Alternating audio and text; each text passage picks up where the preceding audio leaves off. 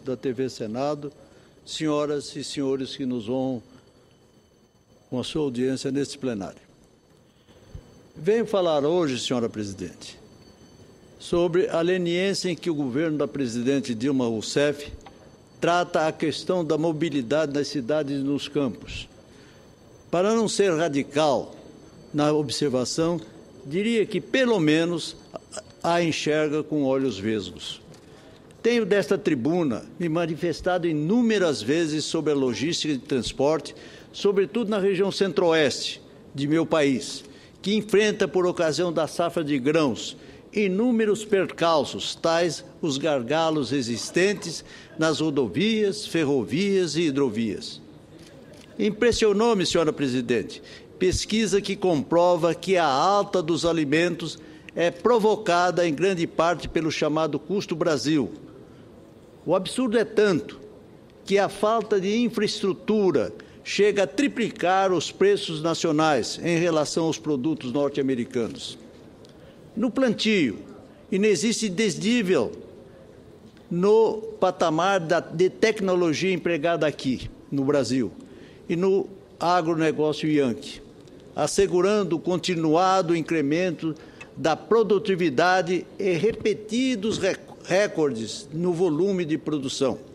Já no que tange à infraestrutura de transporte, aquela com que contam os produtores norte-americanos, está anos-luz à frente da disponível para os brasileiros. Essa vasta diferença implica em detrimento do Brasil, custos que reduzem os rendimentos dos produtores e elevam o preço final dos produtos.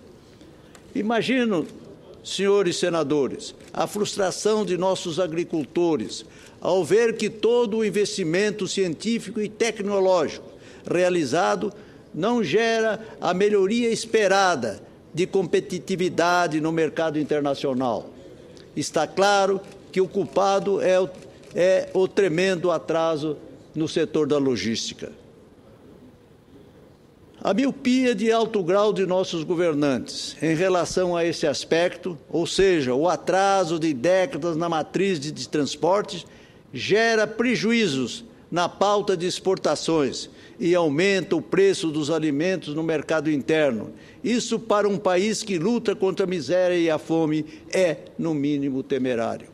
Segundo uma consultoria especializada nesse setor, a macrologística, 8% dos gastos do brasileiro com alimentos corresponde ao custo do seu translado da fazenda às indústrias, portos e supermercados. Já nos Estados Unidos, apenas 3% do valor desembolsado para o pagamento de uma refeição são usados para cobrir custo com o transporte dos produtos. Para exemplificar, senhoras e senhores senadores, cito a apuração feita em dezembro do ano passado, que detectou que o pacote de 2,5 kg de batata inglesa era vendido em Nova York, veja, senador Mozarino Cavalcante, era vendido em Nova York, 2,5 kg de batata inglesa, era vendido pelo valor equivalente a R$ 4,60, enquanto em São Paulo saía por R$ 12. Vejam, vossas excelências, a extrema diferença na valorização dos preços. O cidadão sente no bolso que o Brasil é um país caro, a inflação de alimentos é real e tem crescido, infelizmente. Não precisa ser especialista para perceber que a alta na mesa do brasileiro é reflexo direto do baixo investimento em logística. Enquanto nos Estados Unidos investem o equivalente a 4% do produto interno bruto, o PIB, em transporte, o Brasil investe apenas 0,5% do seu PIB nesse setor. Além do baixo volume de recursos, o fato de nosso país ter concentrado durante muitos anos quase que exclusivamente os investimentos em rodovias prejudicou a matriz dos transportes. A pequeníssima participação das ferrovias e hidrovias acarreta uma brutal elevação no custo logístico de nossa produção agrícola. Na medida em que a parcela mais significativa da produção de grãos se destina à exportação, Quanto mais longe uma fazenda estiver dos portos marítimos, maior será o custo de transporte com o qual o produtor terá que arcar, principalmente se a única opção for a rodovia. Obviamente, por ser a região que concentra a maior parte da produção, o Centro-Oeste suporta o ônus mais pesado. Em meu estado, Mato Grosso do Sul, o quadro de reivindicações vem crescendo pelo menos de um quarto de século a esta parte, tanto para as rodovias quanto para o sistema ferroviário e para o já de muito esquecido sistema aquaviário. Gostaria que ficasse anotada a nossa reclamação, não só com relação à situação do tráfego precário, mesmo tumultuado em todas as rodovias federais, e as cito, a BR-163, a mais dramática, a chamada, entre aspas, rodovia da morte. Deslisonjeiro o recente contrato de concessão desta rodovia no trecho Sonora, Campo Grande. Sonora é a divisa do meu estado com o estado de Mato Grosso, a capital, Campo Grande, cujos trabalhos de início da sua duplicação estão sendo ansiosamente reclamados pela população. Também temos as BRs 262, 267, 158, 060, que precisam de constante atenção. A conclusão da BR-419, o acesso da BR-158 ao estado de Goiás, no município de Paranaíba, pela chamada Ponte Guilhermão, sobre o rio divisório Aporé. Na área de ferrovias, o trecho de Mato Grosso do Sul, que vai de Três Lagoas a Corumbá, está com conservação extremamente precária, desleixada mesmo, pela atual concessionária ALL, ou seja, América Latina Logística. Tia Candinha, aquela que dá notícias a todo instante e às vezes nos impressiona tanto, tem feito circular que a ALL está associando-se à Cosan, empresa paulista que poderá dar-lhe fôlego para uma administração eficiente. Oxalá assim o seja. Há esperança fundada quanto à implantação da ferrovia Norte-Sul, no subtrecho Santa Fé do Sul, no estado de São Paulo, a Dourados, em Mato Grosso do Sul, bem como a formalização dos ramais ferroviários Maracaju-Dourados ao estado do Paraná, de Maracaju a Porto Murtinho, importante via para o escoamento da produção de grãos pelo rio Paraguai ao exterior.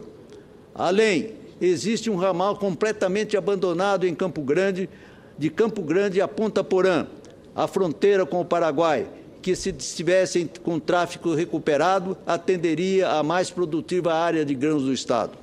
Agora, rapidamente vocalizo as promessas palacianas que no curto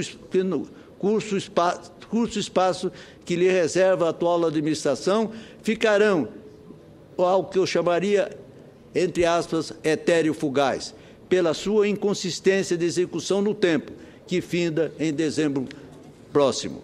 O que o governo da presidente Dilma prometeu, a extensão da ferrovia Norte-Sul de Estrela do Oeste, São Paulo até Dourados, a interligação de Dourados com o Porto Paranaguá, no estado do Paraná, atravessando a chamada região do Cone Sul do meu estado, a Cascavel, no Paraná, também de Dourados a Porto Murtinho. Esta promessa vã tem cunho, asseguro a Vossa Excelência, absolutamente político-eleitoreiro. Senhora Presidente, também gostaria de destacar que a pouquíssima exploração do nosso potencial para o transporte hidroviário gera enormes prejuízos à economia nacional. Pediria a Vossa Excelência que me concedesse mais alguns instantes, senhora Presidente, para que eu possa concluir o teor do meu pronunciamento. Destaco o desinteresse do governo federal, que não tem programa para o desassoreamento do rio Paraguai em seu trecho brasileiro de maior trânsito de embarcações, isso do porto de Corumbá à foz do rio Apa, quando adentra em território da República Guarani. Precariedade que tem causado imensos prejuízos para a navegabilidade de comboios e barcaças que transportam minérios de ferro, manganês e urucum para exportação, principalmente para os países do Oriente.